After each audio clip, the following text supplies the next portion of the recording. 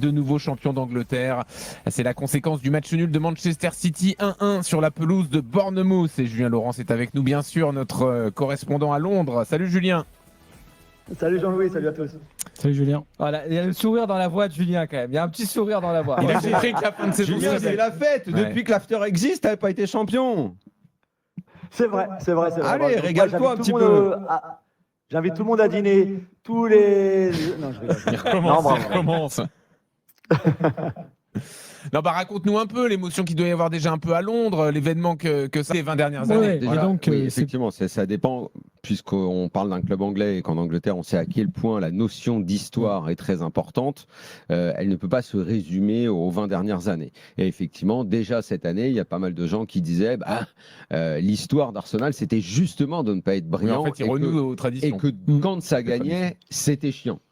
Moi, les premières fois que je joue à Arsenal, même dans les années 80 et encore plus années 90 dans ce match contre le PSG en 94, c'est une équipe absolument détestable avec des joueurs détestables et le champagne il est venu bien après.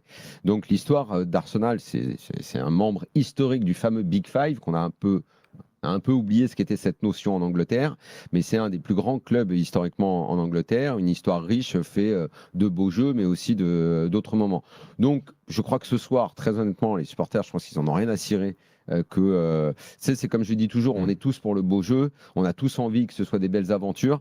Après, quand tu n'as jamais gagné, tu passes sur cet élément-là. Et quand ça fait très longtemps que tu n'as pas gagné, et surtout que tu as été humilié en te faisant reprendre, en passant pour l'équipe de losers, l'équipe, comment il disait, Patrice Evra, des petits-enfants, Ouais. ils ont tellement été moqués. T'as même cru cette saison que ça allait se Ils reproduire ont aussi. tellement été Ouais. moqués. Encore cette année, on a ressorti le couplet des petits-enfants qui vont se faire claquer le beignet par les grands.